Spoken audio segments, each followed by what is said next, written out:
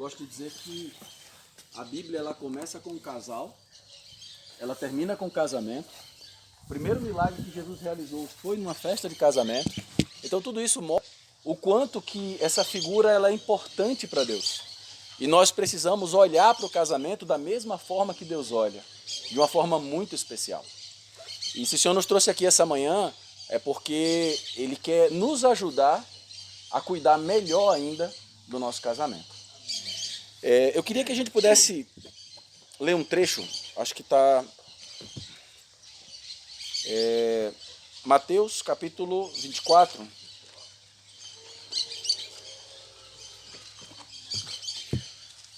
versículos do 36 ao 39.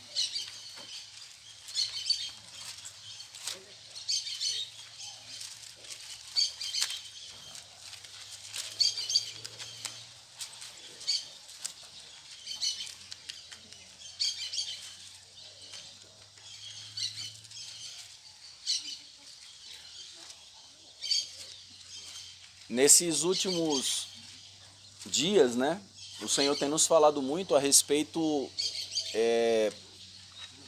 do tempo do fim. Nós estamos na reta final para a volta do nosso Senhor e é por causa disso que a gente precisa estar atento ao que a palavra de Deus fala a respeito desse momento que nós estamos vivendo.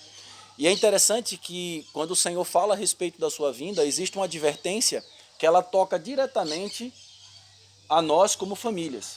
E eu queria, antes da gente começar, trazer uma reflexão a respeito desse assunto. Mateus capítulo 24, versículos do 36 ao 39 diz assim: Mas daquele dia e hora, homem nenhum sabe, nem os anjos no céu, mas unicamente o meu Pai. E como foi nos dias de Noé, assim será também na vinda do Filho do Homem. Pois assim como nos dias anteriores ao dilúvio, comiam, bebiam, casavam e davam-se em casamento, até o dia em que Noé entrou na arca. E não perceberam até que veio o dilúvio e levou a todos. Assim também será na vinda do Filho do Homem. É interessante que esse contexto que o Senhor fala a respeito da sua vinda está completamente relacionado ao nosso aspecto familiar. Ele diz que os dias de sua vinda seria como nos dias de Noé. E o que aconteceu nos dias de Noé? Nos dias de Noé haviam duas categorias de famílias. Havia famílias que estavam preparando uma arca, que estavam trabalhando na arca, que estavam edificando aquilo que os salvaria, e existia um grupo de famílias que estavam alheias, desapercebidas, insensíveis. Esse era o quadro de quando aconteceu o dilúvio. E o Senhor fala que, com respeito à sua vinda, aconteceria algo semelhante, ou seja, seria como naqueles dias. Então, se os dias da vinda do Senhor será como nos dias de Noé, então nós teremos o mesmo retrato. Nós teremos algumas famílias que estarão edificando a arca, e nós teremos muitas outras famílias que estarão desapercebidas, que estarão alheias, que estarão vivendo sua vida. Quando fala aqui que eles comiam, bebiam, casavam e davam-se em casamento, se nós olharmos, parece uma coisa normal, coisa do cotidiano. Na verdade, essas famílias elas estarão envolvidas com muitas coisas aparentemente normais e lícitas, mas elas estarão distraídas com respeito à volta do Senhor. Então, essa advertência que o Senhor traz para nós é para nos chamar a atenção com respeito a como nós estamos. Nós hoje somos uma família que está preparando a arca, ou nós hoje somos uma família que está desapercebida? Então, irmãos, que nós possamos iniciar esse nosso compartilhar com essa reflexão. Nós precisamos estar comprometidos com aquilo que Deus está comprometido. Agora vamos ler o texto do nosso compartilhar de hoje, é o Salmo 128, versículos do 1 ao 4.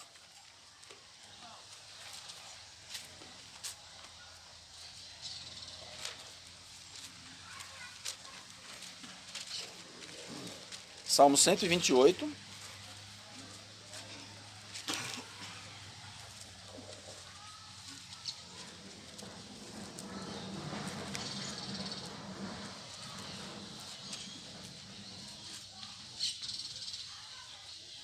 Versículos do 1 ao 4, diz assim: Abençoado é todo aquele que teme ao Senhor e anda nos seus caminhos. Pois comerás do trabalho de tuas mãos, feliz serás, e isso te será bem. A tua esposa será como uma videira frutífera no interior da tua casa, e teus filhos como plantas de oliveira à roda da tua mesa. Eis que assim será abençoado o homem que teme ao Senhor. Amém. Vamos orar. Senhor, nós te louvamos pela tua palavra e sabemos que ela é poderosa para nos salvar e para nos fazer prosseguir nos teus caminhos. Por isso nós te rogamos nessa manhã que o Senhor possa abrir a sua palavra para nós, que o Senhor possa abrir o seu coração para nós, que o Senhor possa nos ajudar para sermos casais que estejam comprometidos com a edificação da sua arca, que não estão desapercebidos com as coisas desse mundo, mas que estão atentos e servindo ao Senhor a partir das nossas casas. Nos entregamos a Ti nessa manhã para que o Senhor nos ensine, para que o Senhor nos ajude e para que o Senhor nos leve a prosseguir de acordo com a sua vontade, em nome de Jesus. Amém. Esse salmo é bastante conhecido.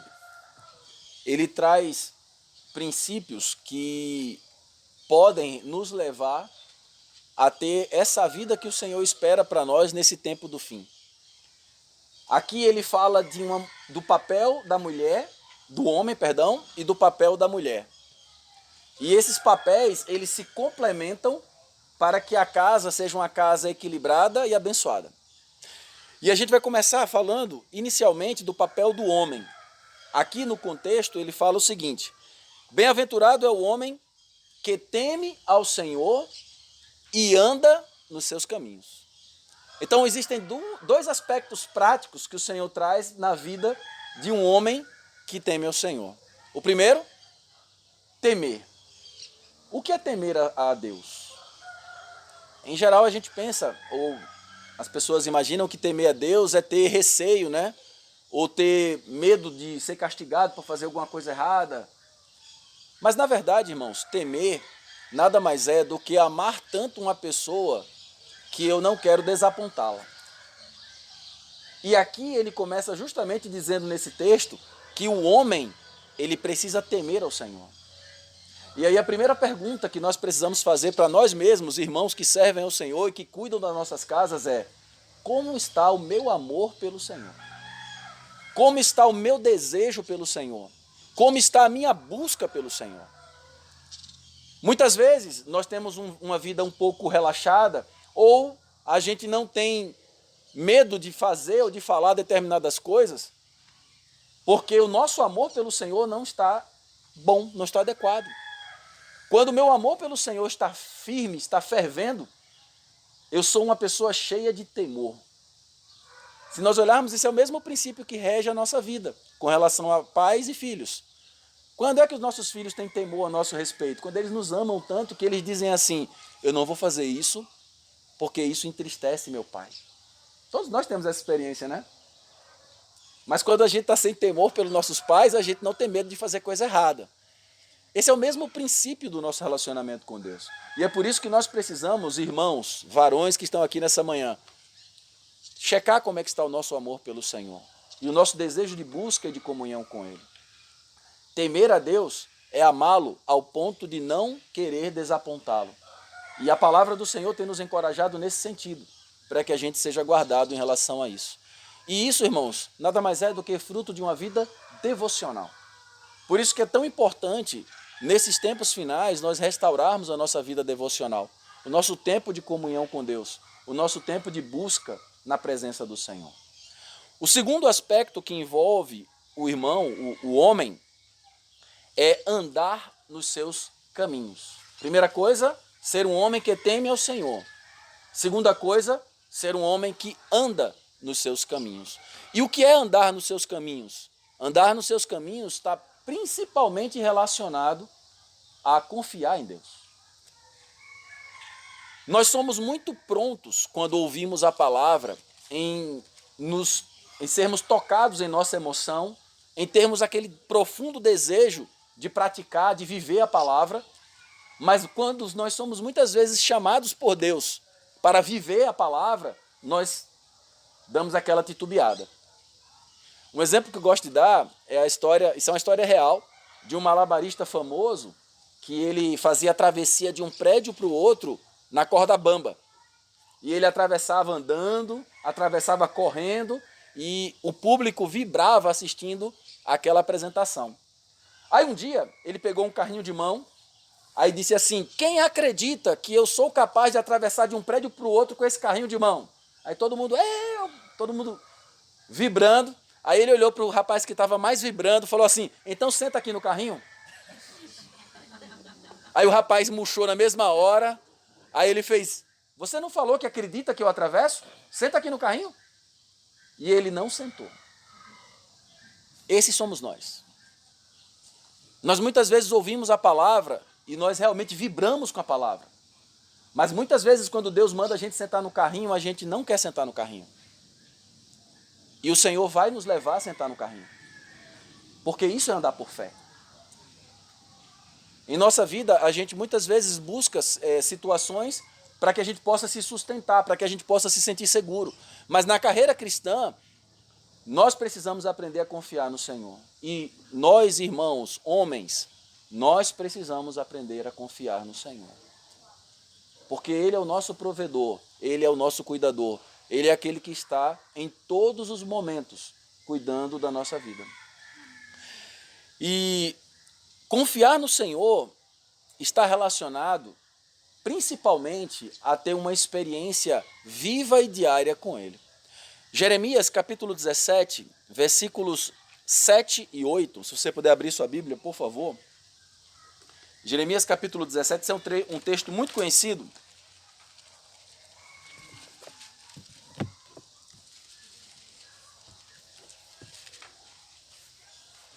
Esse texto diz assim: bendito o homem que confia no Senhor e cuja esperança é o Senhor.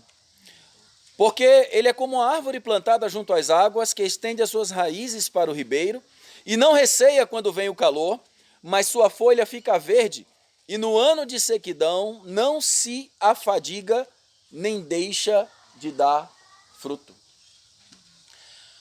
O que é que torna esse homem bendito? O que é que torna esse homem diferente? Não é que ele é mais inteligente, que ele é mais capaz, que ele é mais conhecedor, nada disso. Não é que ele é mais forte. O que torna esse homem diferente é que ele está junto às águas.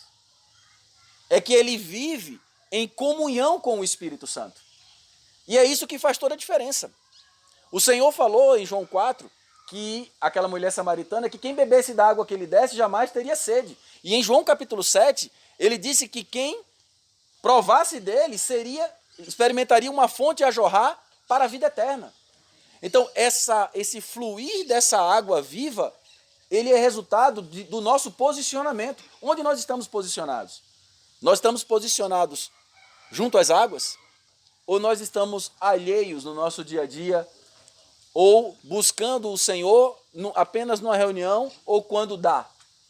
Por isso que é tão importante a gente entender esse aspecto de que confiar no Senhor é uma das tarefas mais difíceis da nossa vida. E em muitas circunstâncias, o Senhor vai nos levar a situações para que nós possamos realmente aprender a confiar nele. Louvado seja o Senhor. Então, quando nós olhamos para isso, nós precisamos fazer agora uma reflexão. Deus espera que nós, como maridos, homens, nós possamos temer ao Senhor e nós possamos andar nos seus caminhos. Agora vamos olhar por outra ótica. O que é, como marido, andar nos caminhos do Senhor? Quem é o Senhor? O Senhor é o noivo. E como noivo, ele teve atitudes práticas para com a sua noiva. E são essas atitudes práticas que ele teve que são o espelho para nós, como maridos, para que nós aprendamos a ser os homens adequados que Deus espera. Então, olhando por essa ótica, nós vamos abrir nossa Bíblia agora em Efésios capítulo 5.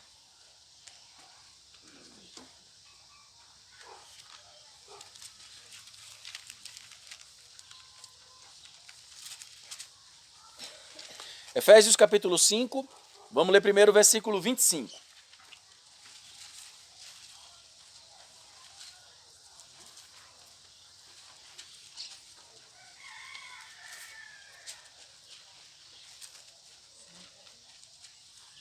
Irmãos, como maridos, esse é o caminho de Cristo para nós. Ele diz assim, ó: maridos, amai vossa esposa, como também Cristo amou a igreja e a si mesmo se entregou por ela. O primeiro princípio que rege a nossa vida como maridos é que o nosso testemunho, ele é o testemunho de alguém que é capaz de dar a vida pela sua esposa. E, irmãos, isso é uma das coisas mais impactantes na vida dos nossos filhos. Uma das coisas que mais impacta o emocional dos nossos filhos é o fato de ver que, como maridos, nós somos aqueles que cuidam das nossas esposas e somos capazes de dar a vida por elas. Hoje, pra vocês terem uma ideia, muitos jovens não querem mais casar porque eles viram exemplos dentro de casa que os leva a desanimar do que é ser família. Nosso ambiente dentro de casa precisa ser um jardim tão maravilhoso que os nossos filhos, ao olhar para nós, desejem ter uma família igual a nossa. Esse é o princípio do que é ser um marido que ama a sua esposa e que dá a vida por ela. Agora nós vamos ler os versículos 28 e 29, que diz assim, ó: porque nunca ninguém detestou a sua própria carne, antes a alimenta e sustenta, como também o Senhor a igreja, porque somos membros do seu corpo, da sua carne e dos seus ossos. Em outra versão diz assim: quem ama a sua mulher, ama a si mesmo, porque nunca ninguém odiou a sua própria carne, antes a alimenta e sustenta, como também o Senhor a igreja, como o Senhor a igreja. Então, olha só o aspecto do caminho do Senhor no cuidado da sua noiva, que é o espelho para nós como maridos que queremos andar nos caminhos do Senhor. Primeira coisa, o Senhor, ele cuida. Segunda coisa, alimenta, sustenta. Então, tudo isso está relacionado ao nosso aspecto como marido. Então, como marido, o que é que nós somos? Nós somos provedores. Provedores de cuidado, sustento, segurança. E é isso que toda esposa espera do seu marido. Hoje nós vivemos um tempo onde os homens eles estão perdendo a sua característica. A gente vê no meio da sociedade atual mulheres fortes e homens fracos. E isso não sustenta casamento.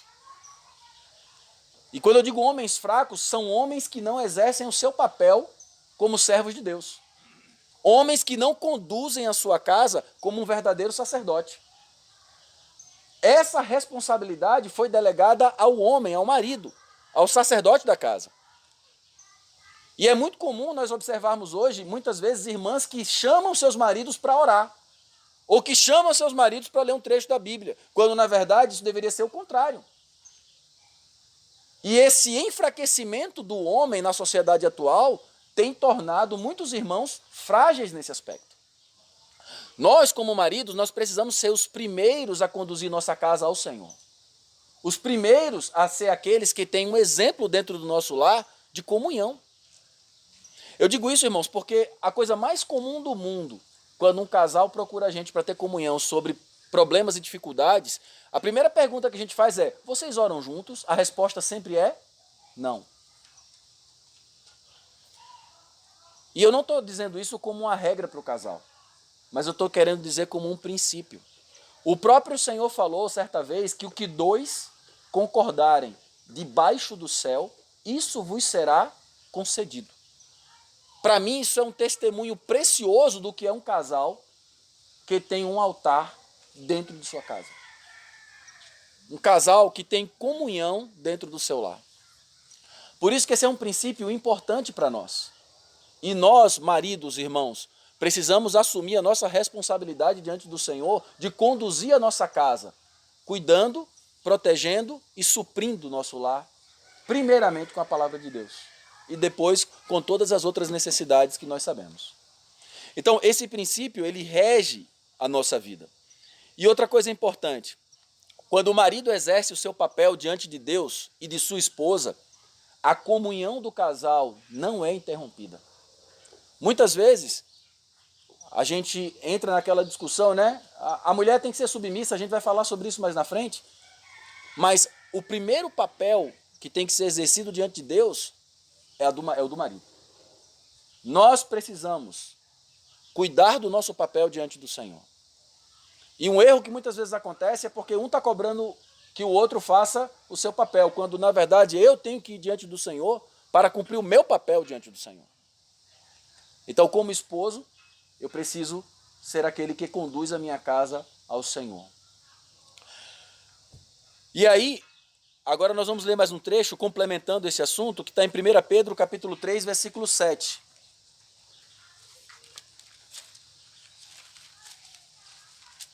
1 Pedro,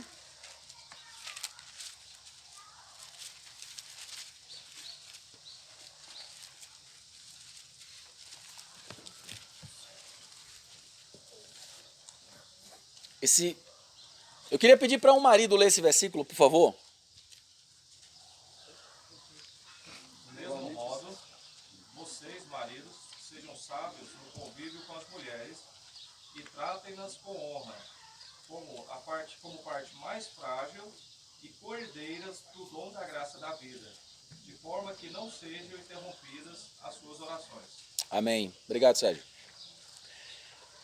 Outra versão desse versículo diz assim: maridos, vós igualmente vivei a vida comum do lar, com discernimento e tendo consideração para com a vossa mulher como parte mais frágil, tratai-a com dignidade, porque sois juntamente herdeiros da mesma graça de vida, para que não se interrompam as vossas orações. Aqui existe um princípio que traz um equilíbrio nessa questão. Eu falei muito sobre a importância do marido assumir o seu papel, mas o papel do marido também é ser aquele que ajuda a sua esposa dentro de casa. É justamente isso que Pedro está falando aqui. Viver a vida comum do lar é ajudar a esposa para que ela não viva sobrecarregada. E é muito comum, às vezes, a gente ver mulheres que hoje em dia, a grande maioria das mulheres trabalham, e elas muitas vezes exercem dupla jornada. Trabalha fora e ainda trabalha em casa. E é muito comum, às vezes, a mulher está sobrecarregada e o marido não ajudar. Não ajudar a organizar a casa, a organizar os filhos.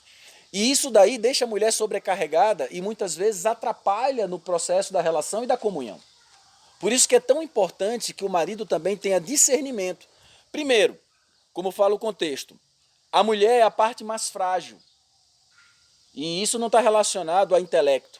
Isso está relacionado ao aspecto físico e emocional. Deus, ele fez assim. E é por isso que nós, como maridos, precisamos proteger as nossas esposas.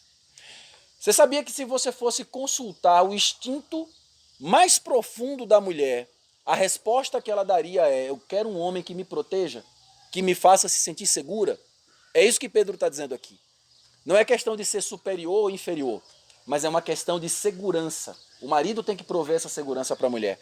E outra coisa super importante, ele diz assim, ó: tratai-a com dignidade, porque sois juntamente, olha só, aqui não há maior nem menor, aqui é um princípio, mas esse princípio é para os dois juntos, herdeiros da mesma graça de vida.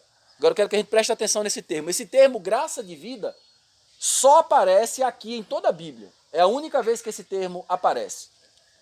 Isso mostra que essa graça de vida é uma porção que Deus deu unicamente para o casal. É uma porção que só quem é casado pode experimentar. E quando ele fala desse ponto, ele diz assim, ó: para que não se interrompam as vossas orações. Olha só como esse aspecto da vida do casal é tão importante. Só que qual o grande problema que muitas vezes nós encontramos na relação conjugal? É que nós somos tendenciosos a cair na rotina. E aí na rotina, a gente muitas vezes perde um ambiente de oração, perde um ambiente de comunhão, perde um ambiente de cuidado. Às vezes gera-se cobranças demasiadas de um para com o outro. E não é à toa que muitos casais, com o passar dos anos, eles vão perdendo o amor e o carinho, que deveria ser a coisa mais natural, como foi falado anteriormente aqui, né? Que essa união ela precisa acontecer e ela precisa crescer cada vez mais. Na verdade, quanto mais tempo passa no casamento, o normal é que o casamento seja melhor. Porque ele é comparado, lá em João capítulo 2, ao vinho. O vinho, quanto mais tempo ele passa, melhor ele é. Ali naquela figura de João 2, quando o mestre Sala vai indagar o noivo, olha, todo mundo serve primeiro o vinho bom, depois que as pessoas já beberam, serve o vinho inferior, porque eles não vão perceber, você deixou o melhor vinho até agora. Esse é um princípio mostrando que a relação do casamento com o tempo é, quanto mais tempo, melhor é o casamento. E se isso não está acontecendo na nossa experiência, nós precisamos voltar aos nossos papéis. Eu tenho exercido o meu papel como marido? Vamos falar agora um pouquinho sobre o papel da esposa. Mas Deus é fiel para cuidar da nossa casa e da nossa relação quando nós cuidamos do papel que nós precisamos exercer diante daquilo que Deus colocou para nós. Então, como irmãos, nós precisamos ser esses que desenvolvem o nosso papel de marido e de sacerdote dentro das nossas casas. Se desenvolvermos isso, nós daremos uma base sólida para o Senhor cuidar dos nossos lares. Mas a esposa também tem papel? Muito, né, Badia? Tem sim. E o papel da esposa, irmãos, é um papel crucial para a edificação da casa. Porque a própria Bíblia diz que a mulher sábia edifica. Isso é um princípio que todas as irmãs precisam observar. Só que agora nós vamos voltar para o nosso contexto do Salmo 128. Lá no Salmo 128,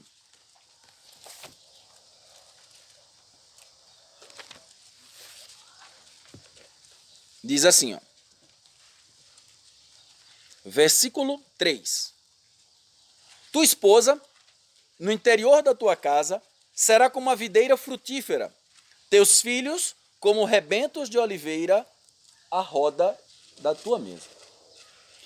Olha só, vamos entrar um pouco na profundidade desse contexto, que é maravilhoso. Eu não sei se alguém aqui já viu uma videira, né? Uma parreira. Alguns chamam parreira, outros videira. Na minha casa, lá em João Pessoa, nós temos uma videira. Só que ela não está plantada dentro da casa, que a gente não é louco, ela está plantada fora da casa. Por quê? Porque a videira, ela se espalha.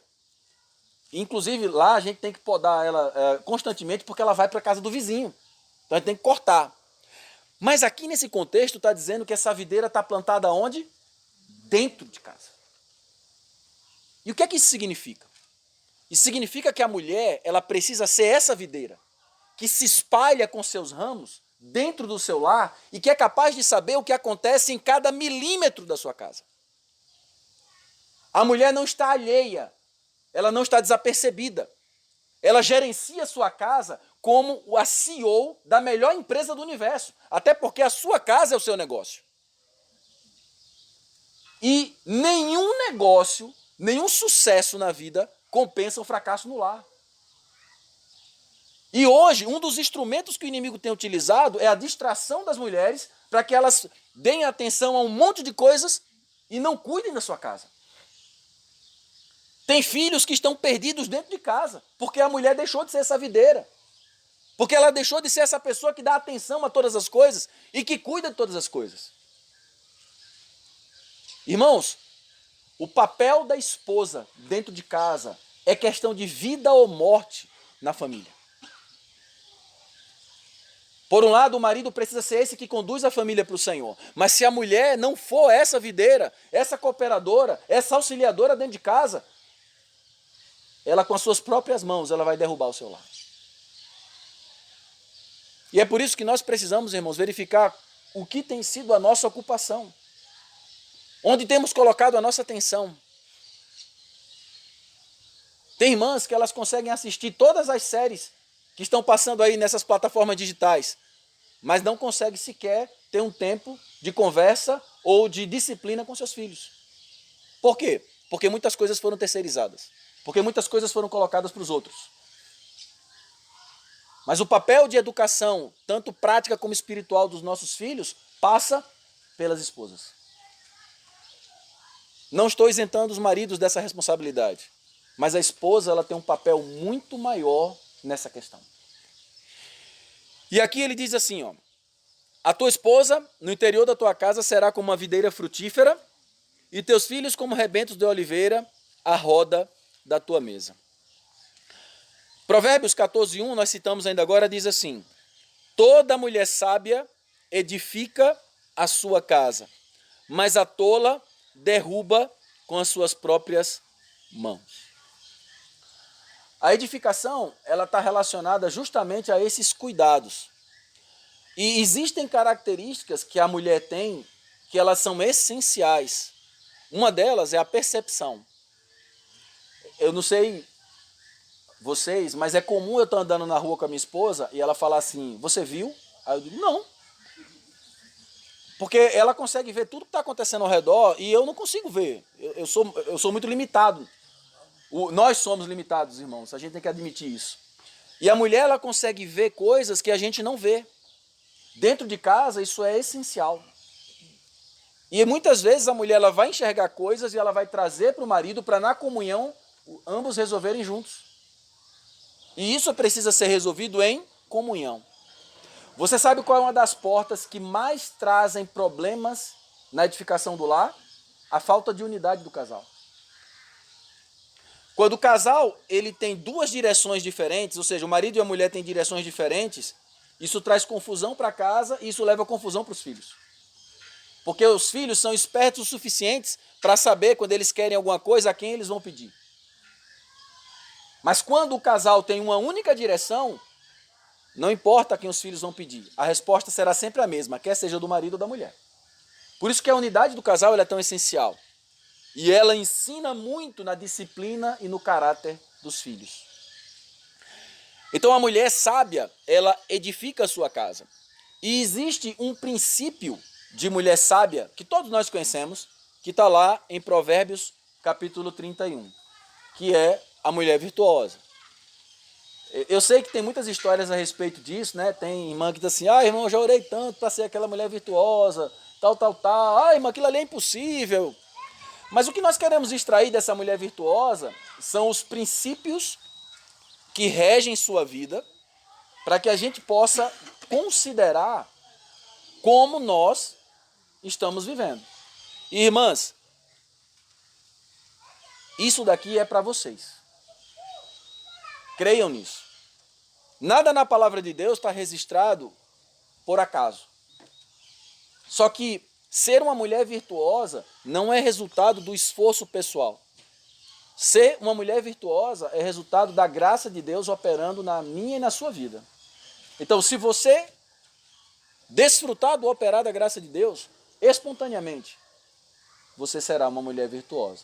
E o que é que rege essa mulher? Vamos lá, eu vou pegar alguns textos, não vou ler literalmente, do 10 ao 30, eu fiz alguns recortes desse contexto, tá?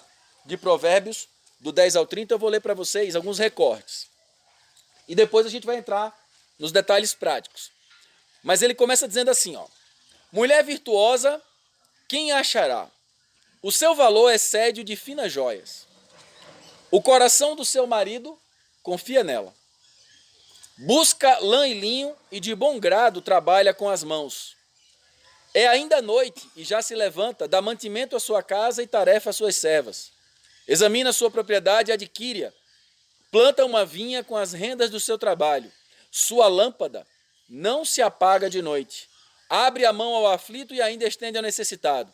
No tocante à sua casa, não teme a neve, pois todos andam vestidos de lã escarlate. Força e dignidade são seus vestidos. E quanto ao dia de amanhã, não tem preocupações. Fala com sabedoria e a instrução da bondade está na sua língua. Atende ao bom andamento da sua casa e não come o pão da preguiça. Seu marido a louva, dizendo: muitas mulheres procedem virtuosamente, mas tu a todas sobrepujas. Enganosa é a graça e vã a formosura, mas a mulher que teme ao Senhor, essa será louvada. Então, eu quero trazer aqui alguns princípios que regem a vida da mulher virtuosa.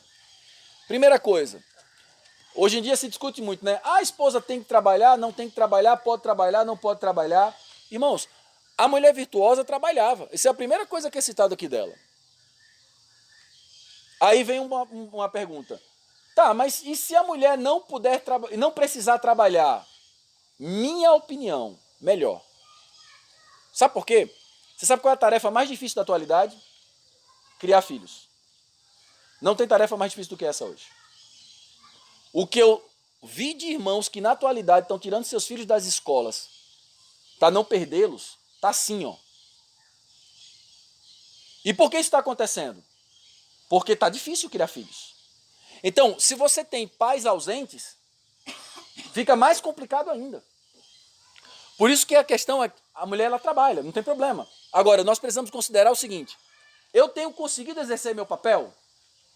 Se sim, ótimo. E eu vou dizer outra coisa, cuidar dos filhos não é quantidade de tempo, é qualidade de tempo.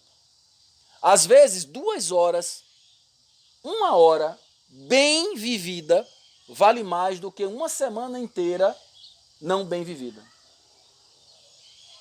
Nós conquistamos os nossos filhos não pela quantidade de tempo, mas pela qualidade, pela forma como nós valorizamos o nosso tempo com eles. Então a mulher virtuosa ela trabalha. Segunda coisa, ela levanta cedo.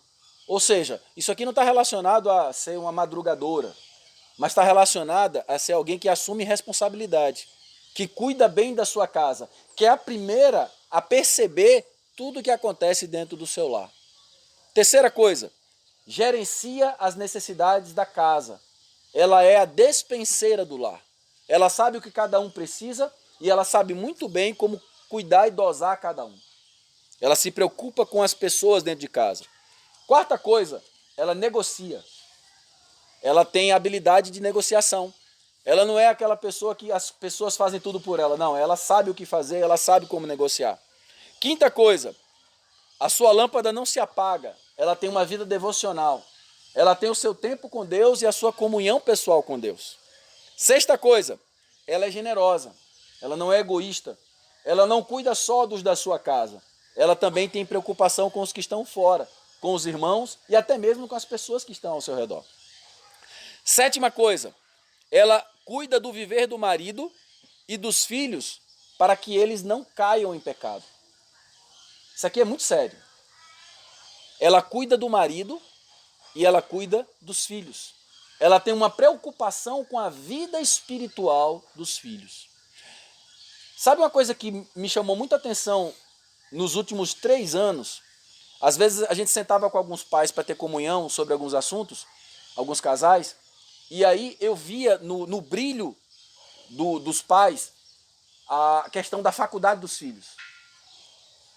Eu via no brilho do olhar dos pais o trabalho dos filhos, a profissão que eles iam exercer. Mas eu não via o mesmo brilho com a preocupação de que eles fossem servos do Senhor. Parece que a preocupação acadêmica e a preocupação de futuro se tornou mais importante do que o fato dos filhos se tornarem servos. Como se isso fosse secundário. Há 2 semanas atrás, a gente estava tendo comunhão com o casal, e o irmão dizendo, não, porque a gente precisa investir muito nos nossos filhos, meu filho estuda na melhor escola, eu pago para ele o melhor curso de inglês, ele tem um curso do sei o que lá, o menino tem 10 anos. E pô. O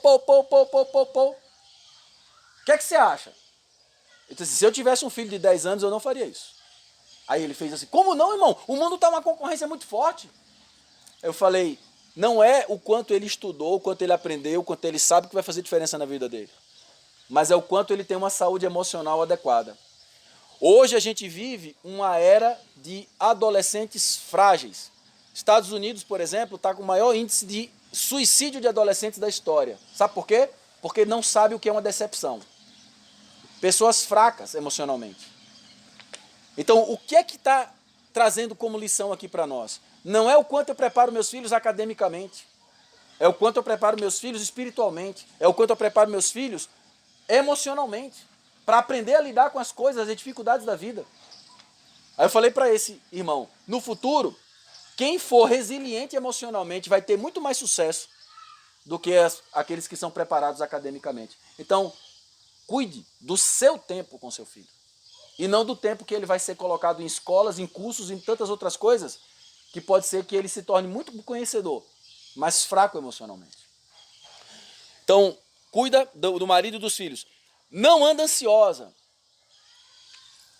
O que é que as irmãs acham desse ponto?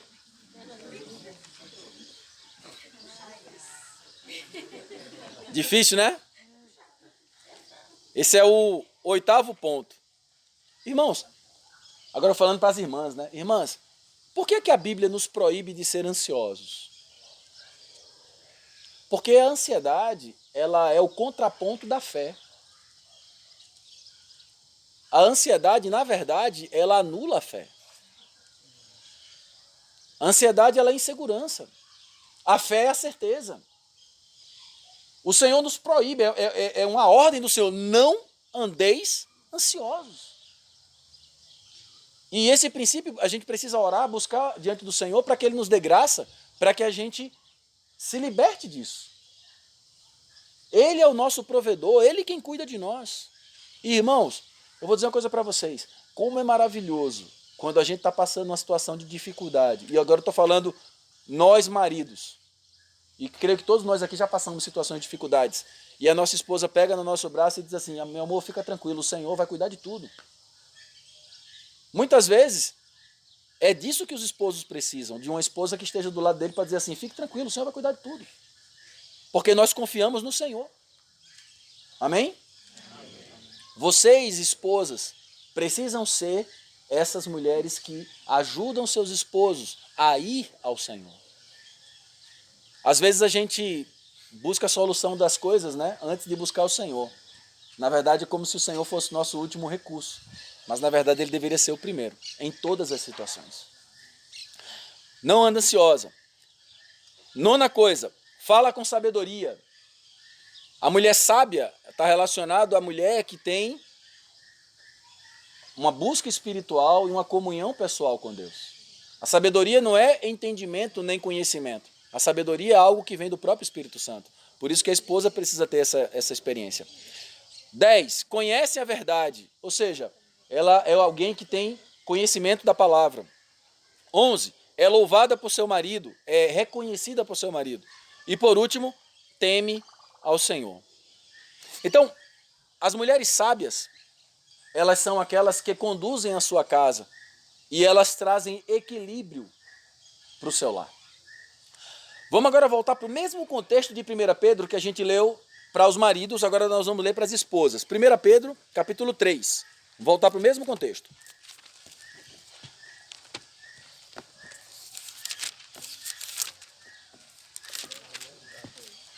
Nós vamos ler agora os versículos 1 e 2.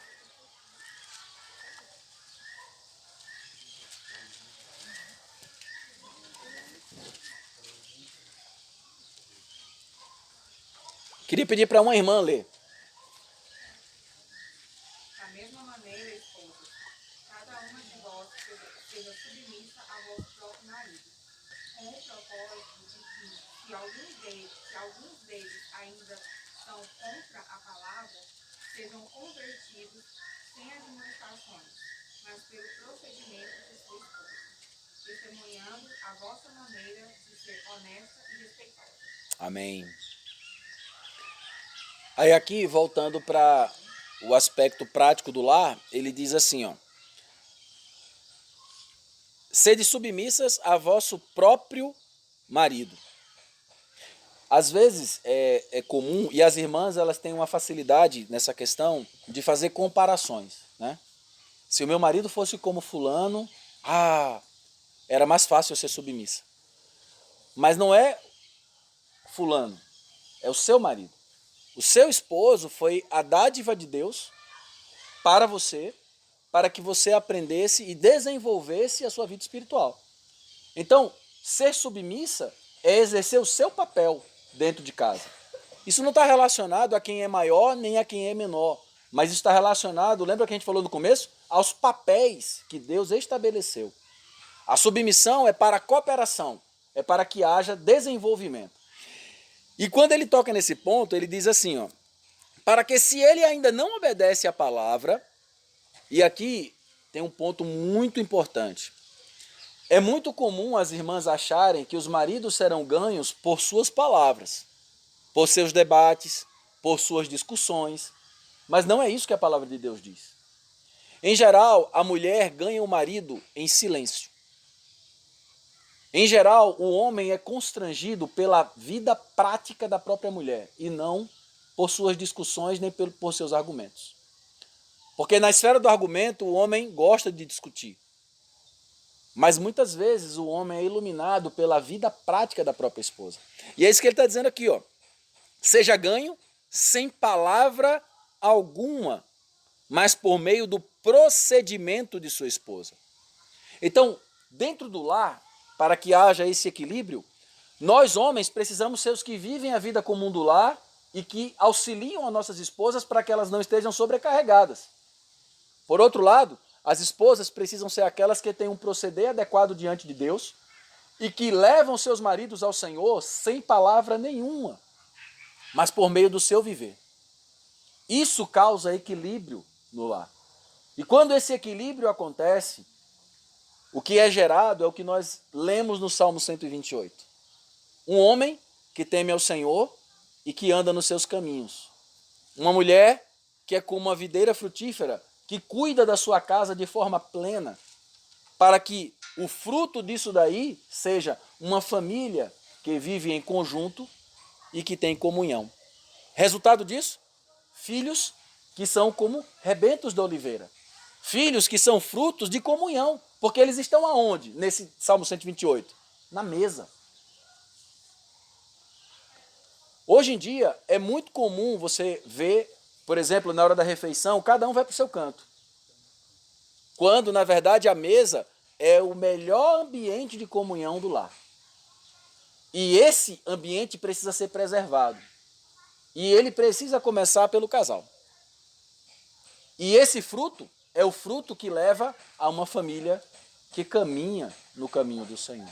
Então, irmãos, que o Senhor possa nos ajudar a entender que nesses tempos finais que nós estamos vivendo, Deus espera que cada um de nós, maridos e mulheres, possam exercer o nosso papel dentro das nossas casas. E é exercendo esses papéis que nós vamos dar ao Senhor liberdade para que Ele possa atuar. A igreja, mais do que nunca, precisa de famílias que estejam comprometidas com a edificação dela. E essas famílias, como nós falamos no começo, são aquelas que estão trabalhando na arca. Nós estamos chegando no tempo do fim, nós estamos chegando no tempo em que o Senhor vai voltar e Ele vai encontrar o mesmo cenário que Ele encontrou ali na época de Noé. Famílias que estavam edificando a arca e famílias que estavam alheias. A pergunta que eu quero finalizar é: como nós estaremos? Essa é uma escolha que nós precisamos fazer diante do Senhor. Então, que o Senhor nos conduza, irmãos, e que eles nos levem a ser famílias, casais, que caminham de acordo com aquilo que Ele espera para nós. Homens que temem ao Senhor e andam nos seus caminhos, e mulheres que são como videiras frutíferas dentro de suas próprias casas. Amém? Senhor, nós precisamos de Ti. Nós, mais uma vez, queremos colocar nossos casamentos e nossas famílias diante do Senhor, para que o Senhor possa continuar esse maravilhoso trabalho que o Senhor já começou. Que o Senhor nos leve como maridos a ser esses que vivem em temor e em confiança na Tua presença. Amém. Continua, Senhor, restaurando a nossa busca e o nosso amor pelo Senhor. Continua, Senhor, trabalhando nossa vida devocional e nosso sacerdócio dentro das nossas casas. Senhor, nos encoraja por meio da Tua graça. Também, Senhor, oramos para que cada irmã que está aqui nessa manhã seja essa videira frutífera dentro de suas casas. que elas possam cuidar de cada detalhe, que elas possam realmente ter olhos do Senhor dentro de suas casas. Que essa vida que o Senhor nos deu possa se expandir nos nossos lares e possa alcançar também os nossos filhos para a glória do teu nome. Faça de nós nesse tempo, Senhor, famílias que testemunham quem tu és, para a glória do teu nome. Amém.